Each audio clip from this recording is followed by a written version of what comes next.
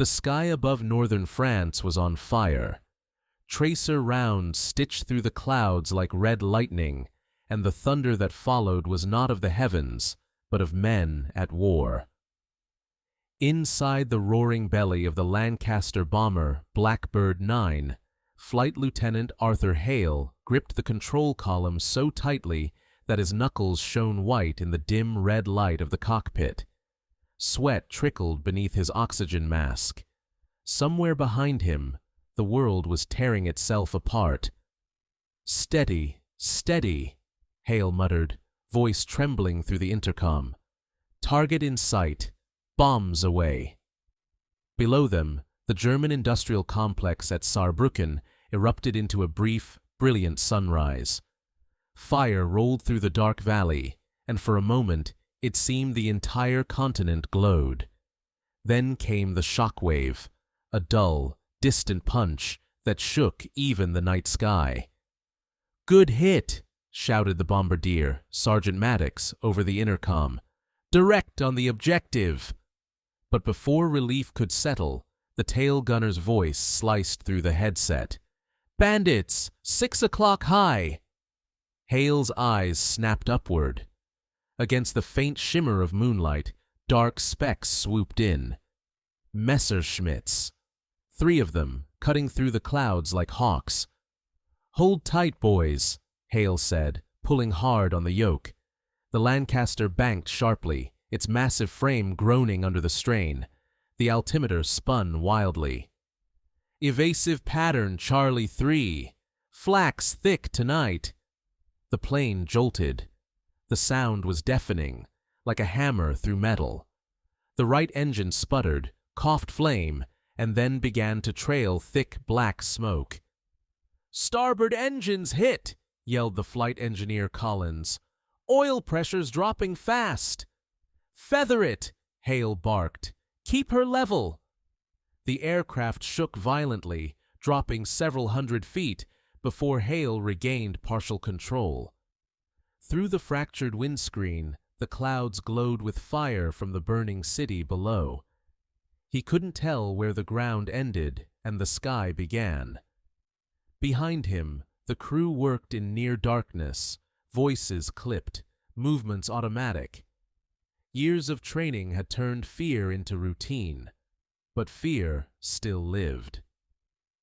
In the narrow tail compartment, 19-year-old Gunner Evans stared into the void, finger tight on the trigger. He could see the Messerschmitts circling, preparing another run. For a moment, time slowed, the black shapes closing in, their engines howling through the night. He fired. The tracer bullets leapt into the sky like falling stars.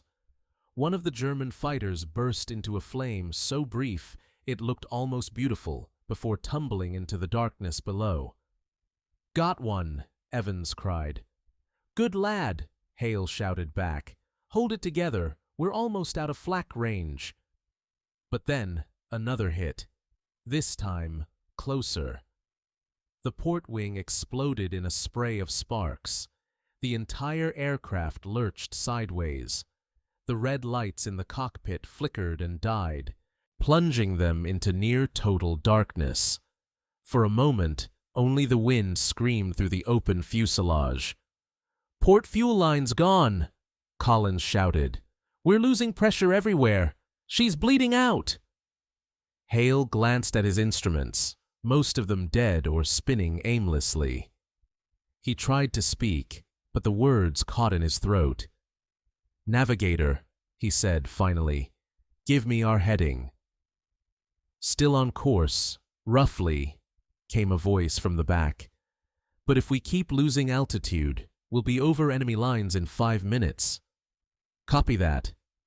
Hale's voice went flat, calm, almost resigned. "Everyone check in."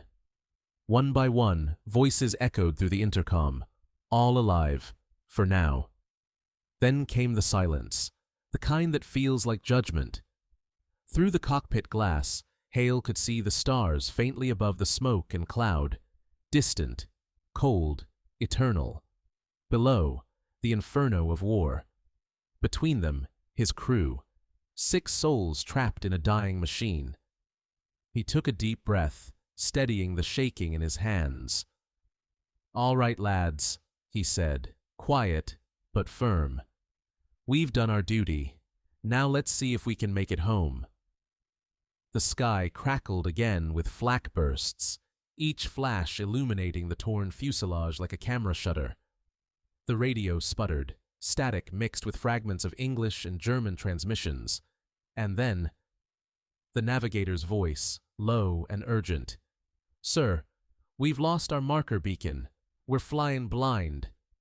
Hale's jaw tightened. "Then we trust our instincts." He pushed the throttles forward on the 2 remaining engines. The Lancaster shuddered, wounded but still alive. Somewhere behind them, the city burned. Ahead, only darkness. The sky had swallowed them whole. For hours, there was nothing but the deep vibration of the engines and the occasional groan of stressed metal. Inside the bomber, the red glow of the emergency lamps turned every face into a mask. Frost spread across the glass of the cockpit, and condensation dripped like rain inside the fuselage. Arthur Hale sat rigid at the controls, eyes fixed on the empty black horizon. The gauges were dead. The compass spun slowly, drunk on magnetism. The radio hissed with nothing but ghosts. "Navigator," he muttered. "Anything?" "Nothing, sir. No stars, no signal. We might be over Belgium, might be over Germany. Hard to tell." The voice sounded hollow, like it came from another world. Hale nodded to himself. "Keep your estimates steady. We'll ride her west until dawn." Behind him, Maddox, the bombardier, was whispering a prayer under his breath, counting beads on his dog tags. Evans in the rear turret tried to wipe the frost off his gun sight, but his gloves were stiff with cold.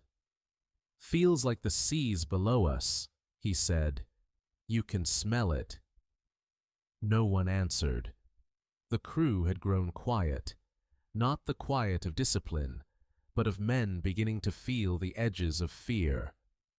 Somewhere in the belly of the aircraft, Collins crawled over the fuel tanks with a flashlight, checking for leaks. Each bump of turbulence made the beam jerk wildly. "We've got 30 minutes of fuel left at best," he reported. "Maybe less if the port engine keeps bleeding." Hale didn't look back. "Then we make those 30 minutes count." He pulled gently on the yoke, coaxing the Lancaster upward, but the plane responded sluggishly, like an animal half dead. The instruments flickered once and went dark again. "Electrical's dying," Collins said flatly. "We're down to the batteries." "Then keep her breathing," Hale replied. "We'll hand fly till sunrise if we must."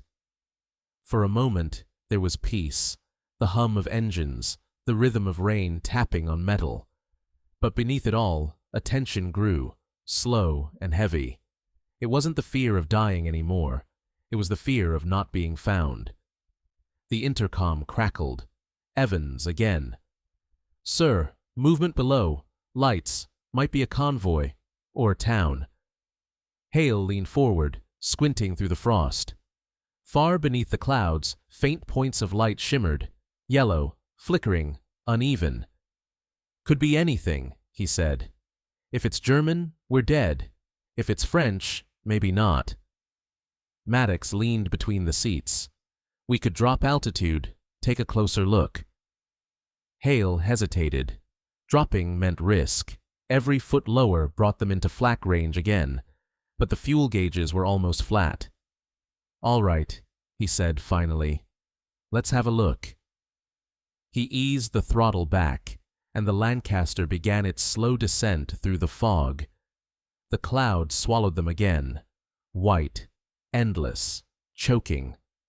Moisture streaked across the cracked canopy, blurring the faint glow of the altimeter. Evans muttered through the intercom, "Feels wrong, sir. Too quiet." Then came the flash, a burst of light from below, sudden and sharp. Flak. The explosion tore through the lower fuselage, throwing the crew against their harnesses. A rush of cold air filled the cabin, followed by a scream of wind. Hale fought the controls, shouting, "Brace! Brace!" The plane lurched sideways, one engine coughing flame before dying completely. "We've lost number 2, Collins shouted. Smoke filled the cockpit, thick and oily. The world spun outside, sky, ground, sky again. Hale gritted his teeth, forcing the yoke forward. "Level her out!" The bomber shuddered, groaned, and finally steadied, flying low over the dark patchwork of fields below. "Status?" he barked. "Tail sections torn open," Evans gasped. "Oxygen gone back here. Cold as hell." "Hold on, lad," Hale said. "We're not finished yet." The plane limped onward, slower now, one wing heavy with damage. The lights below grew larger, a village maybe.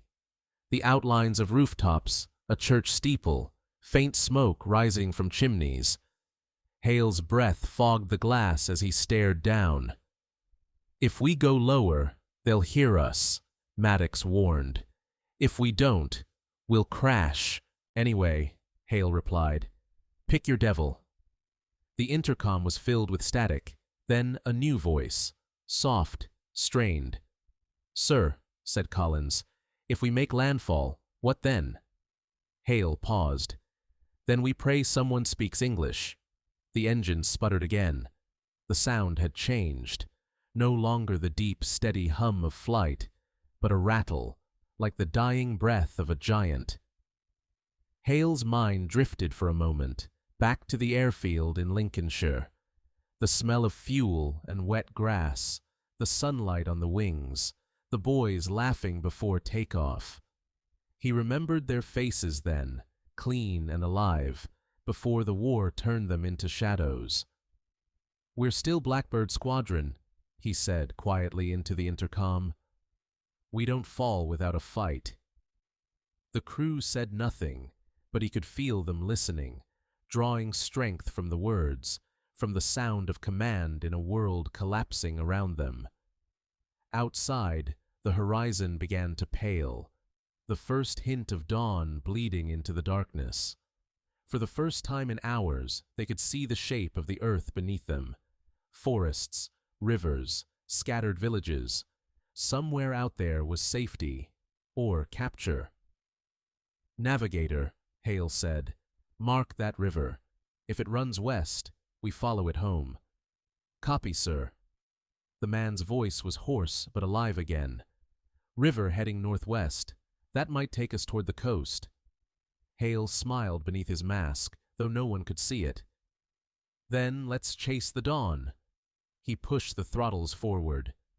The Lancaster answered with a low, wounded growl. They flew on, a black silhouette against the awakening sky, smoke trailing like a scar across the morning. Behind them, the world burned quietly. Ahead, the uncertain light of home. Dawn came cold and colorless, spreading across the fractured horizon like the light of a dying lamp. The Lancaster drifted low above a quilt of fog, one wing dragging, the engines coughing in irregular rhythm. Inside the cabin, the air was metallic and sharp with the smell of oil and smoke. Hale's eyes burned from exhaustion, but his hands stayed locked to the yoke.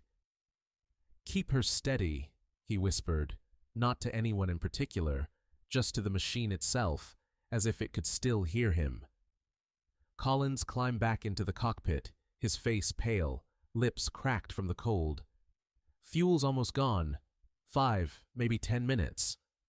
Hale nodded, no surprise left in him. "Any luck with the radio?" "Dead," Collins said simply. "It's all dead." In the tail, Evans had stopped talking. His breathing came through the intercom in ragged bursts. "Evans, you holding up?" Hale asked. No reply, only static. Then a faint whisper. "Still here, sir. Just cold. Can't feel my hands." "Hang in there, lad," Hale said softly. "We're nearly out of this." He didn't believe it, but he said it anyway, because that was what a captain did. Below them, the fog began to break, revealing a winding river cutting through endless farmland. "There's our path," Hale said. "Follow her west." Maddox peered through the cracked nose window. "Looks empty down there. Could be France. Could be hell, for all I know." "All the same to us," Hale replied. The aircraft shuddered again, a mechanical groan like something ancient and wounded. A panel from the port wing tore loose and vanished into the fog. Collins swore under his breath. "She's coming apart, sir." "Let her. We'll ride her as long as she'll fly." For a moment, the intercom was filled with silence, the kind that hummed in the bones. Then Maddox spoke, voice quiet but certain. "There's a clearing ahead, big enough for a field." Hale blinked, leaned forward. Through the morning haze he saw it, a pale rectangle of frost between two rows of trees. "That's no airfield," Collins said. "It's a miracle," Hale answered. "Prepare to put her down."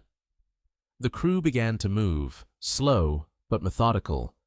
Belts tightened, gear secured. Maddox crossed himself once, then looked up through the narrow cockpit window. "German patrols'll spot us the minute we land." "Then we disappear fast," Hale said. He adjusted the trim, coaxing the bomber lower. The engines strained, metal vibrating under his palms. "Easy now. Easy." The ground rose to meet them, the frost shimmering in the dim light. For an instant, everything felt still, suspended between falling and flying. Then the wheels hit.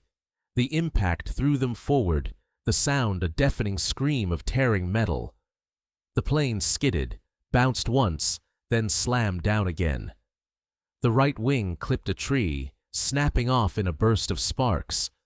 They spun, once, twice, until the world stopped moving. Silence, then breathing, then the slow crackle of cooling metal. "Everyone alive?" Hale's voice trembled. "Sound off." One by one they answered. Maddox coughing, Collins groaning, even Evans, faint but alive. "Still here," the gunner whispered. Hale exhaled, shoulders slumping. "Good. Get out. She's done." The door jammed, but Collins kicked it open, and they stumbled into the morning light. The air outside was painfully clean. Steam rose from the wreckage, curling into the pale sky.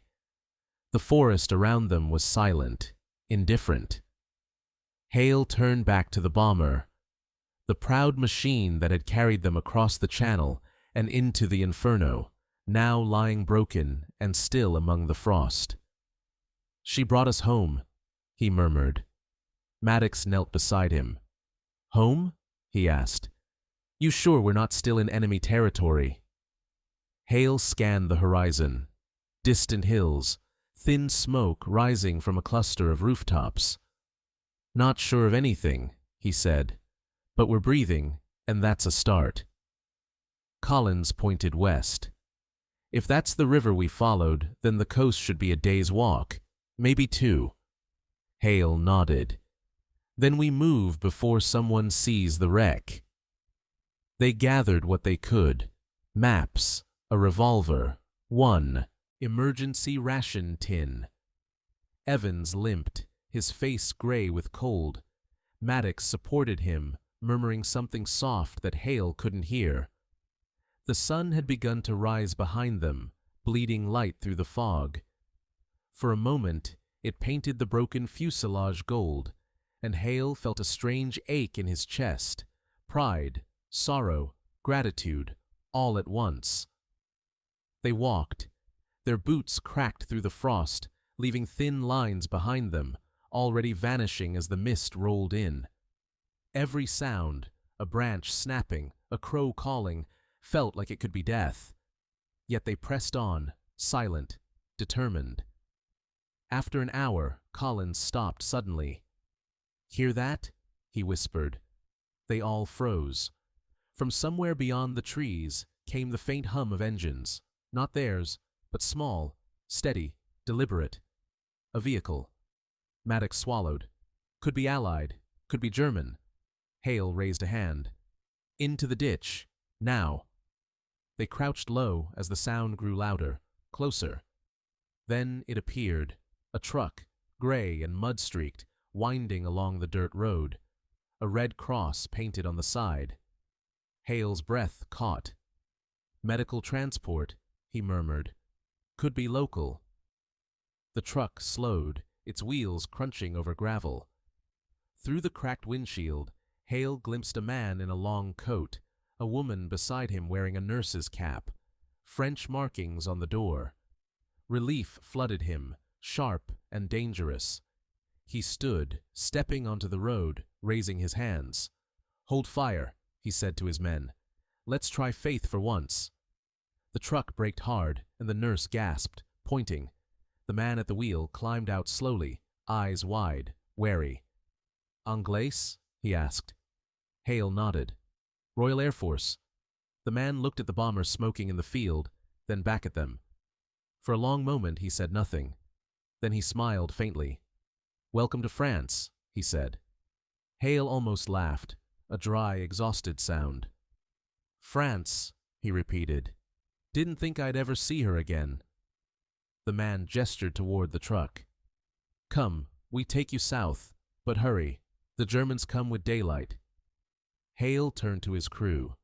"You heard the man. Let's move." As they climbed aboard, he looked back once more at the wreck of Blackbird 9. The smoke had thinned, rising gently into the morning air like a prayer. The ghost of the sky had finally landed. The truck rattled over the frozen road, its worn tires crunching against gravel and frost. Inside the covered bed, the airmen sat pressed together, wrapped in torn blankets that smelled of oil and smoke. The nurse had given them hot tea, weak but warm, and it burned pleasantly down their throats.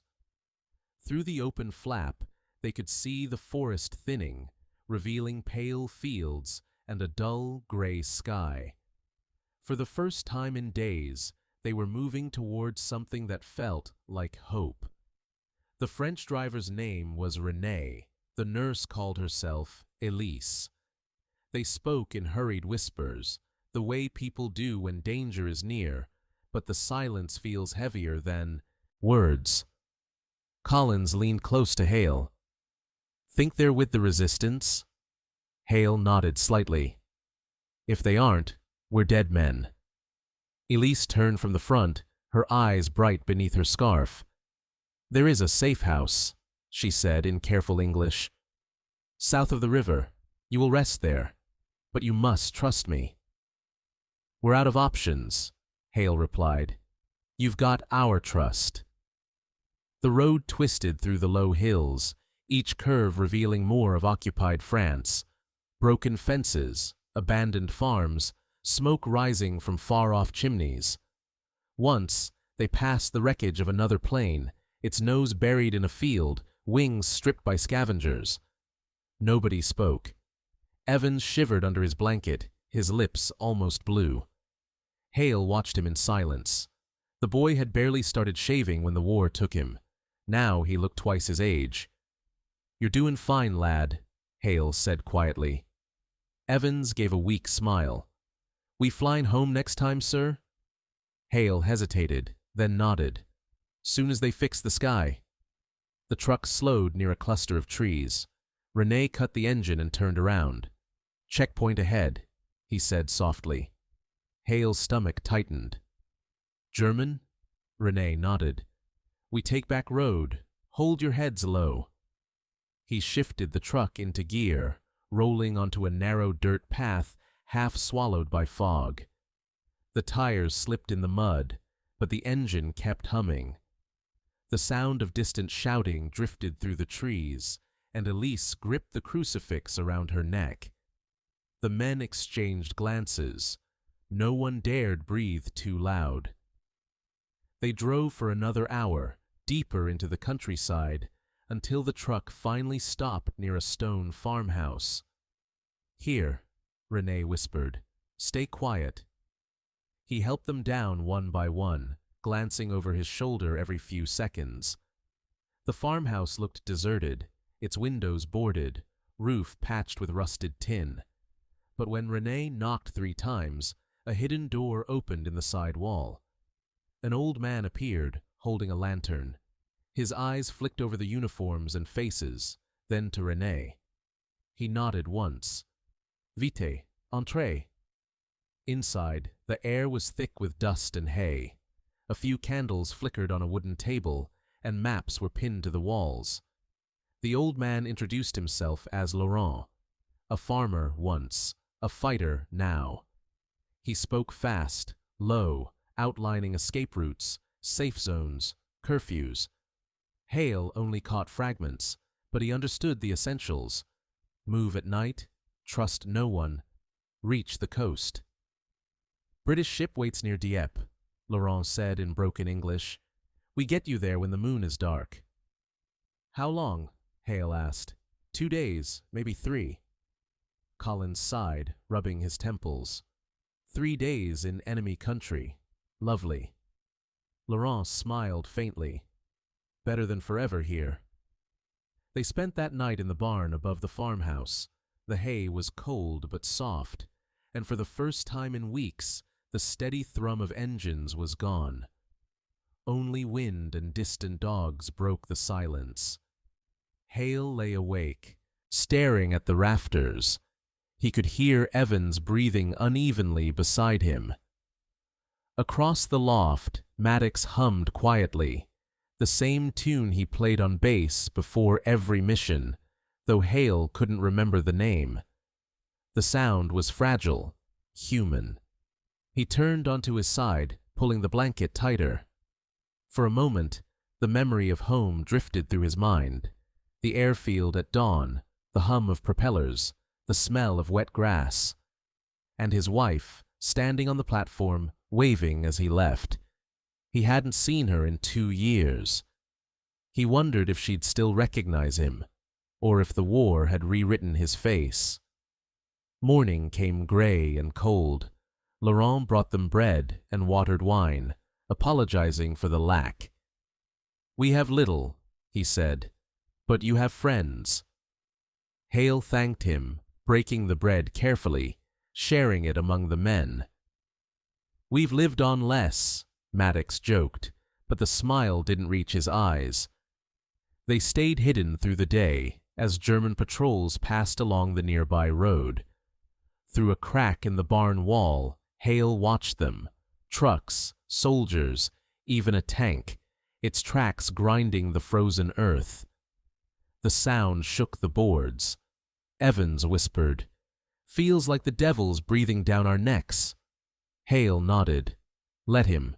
We'll keep walking." That night, under a sky thick with clouds, they set out again. Renee led. Elise followed with a lantern covered in cloth, its light barely more than a whisper. The crew moved in silence through the fields, their breath steaming in the air. In the distance, the low rumble of artillery rolled like thunder. "All that noise," Maddox said quietly, "feels close." "That's because it is," Collins muttered. "The front's moving every night." Hale stopped once, listening. The wind carried faint music, a radio, maybe, playing something slow and sad. Somewhere, people were still living, still pretending the world hadn't ended. He closed his eyes for a second. "Let's keep moving," he said. By dawn, they reached another river, narrow but deep. Renee pointed to a rowboat hidden among reeds. "You cross here," he said. "Other side, free zone." Hale clasped his hand. "You've saved us, friend." Renee shook his head. "Just keeping balance. You saved France once. We remember."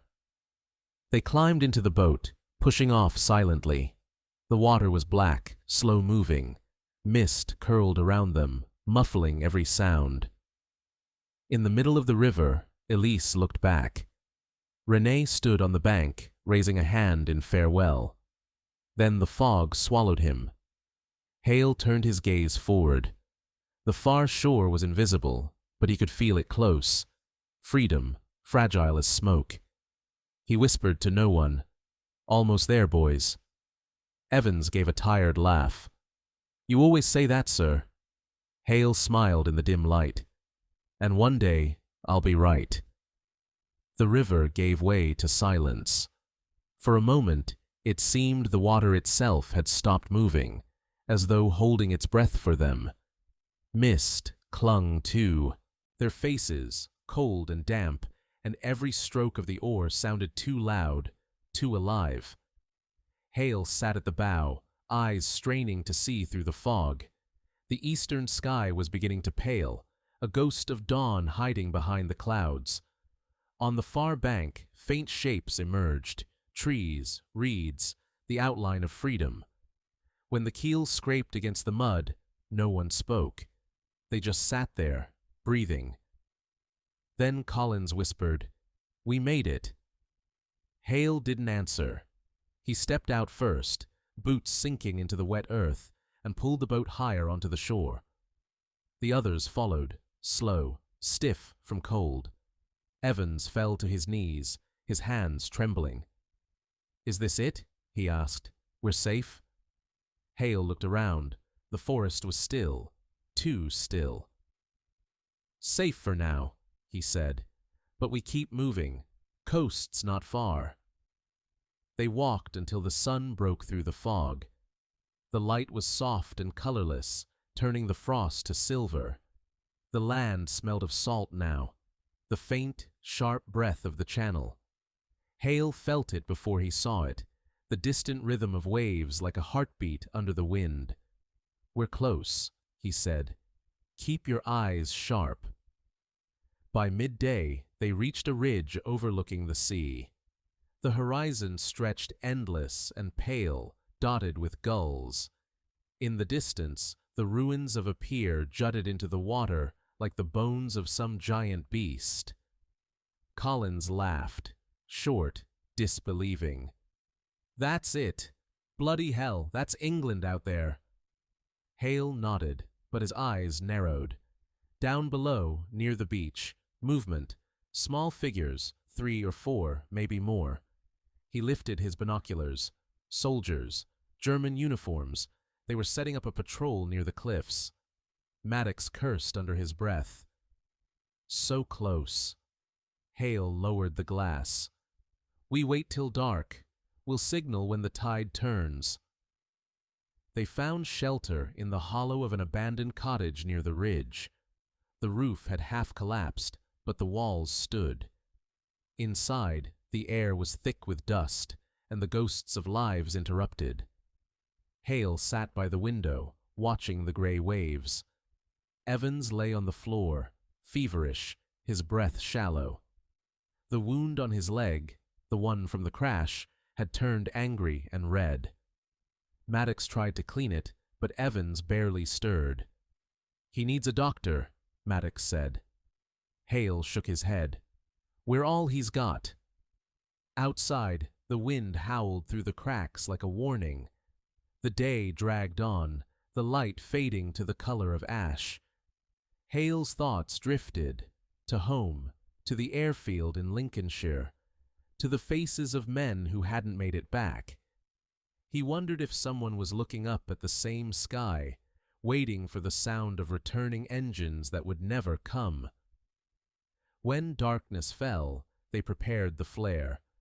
Laurent had given it to them before they left, a single red signal, their only chance to be seen by the Allied patrol boats off the coast. Hale checked his watch. Midnight. The tide was turning. He looked at Collins. "You ready?" "As I'll ever be," Collins said, forcing a smile. Maddox shouldered Evans' arm. The boy was half conscious now, murmuring something about home, about flying. They made their way down the slope, careful, silent. The sea greeted them with wind and foam. The Germans were gone, or asleep, only footprints remained in the sand. Hale raised the flare gun, his hand steady. "For England," he whispered, and fired. The red light shot into the sky, bursting like a small star. It hung there, suspended, bleeding color into the night. For a heartbeat, everything stopped. Then, distant engines, the low hum of boats growing louder. Collins laughed out loud. "They saw us! They bloody saw us!" But joy turned quickly to fear. From the cliffs above came shouts, German voices, frantic. A spotlight cut through the darkness, sweeping across the beach. "Run!" Hale shouted. Bullets cracked the air, flashes of light tearing through the night. The men stumbled forward, dragging Evans between them, feet sinking into the sand. Hale turned once, saw the muzzle flashes near the ridge, then kept running. The boats were closer now, shapes against the waves, allied colors on their hulls. A flare answered from the water, green this time. "Hold on!" Collins yelled. A burst of gunfire hit the sand near Hale's feet. He threw himself down, pulling Evans beside him. Maddox fired back with his revolver. 2 shots, wild but defiant. Then, the boats were there, engines roaring, men shouting in English. Hands reached out, grabbing, pulling them aboard. Hale collapsed onto the deck, gasping, salt spray in his mouth. "All accounted?" he shouted hoarsely. Collins nodded, breathless. "Aye, all but—" He stopped. Evans lay still, eyes open, a faint smile frozen on his face. Hale stared for a long time, the sound of the sea filling the space where words should be. Maddox knelt, closed the boy's eyes. "He made it home," he said quietly. Hale looked toward the dark horizon. "Aye," he whispered. "He did." The boat turned west, engines cutting through the surf. The French coast shrank behind them, swallowed by mist. Hale sat on the deck, wrapped in a blanket, watching the dawn creep over the channel. The first rays of sunlight touched the waves, painting them gold. For the first time in a long while, the sky didn't burn. It breathed. London awaited, the war still raging, missions still waiting. But for now, just the sea, the wind, and the memory of those who had flown too high to return. Hale closed his eyes, the hum of the engines fading into something softer, something like peace.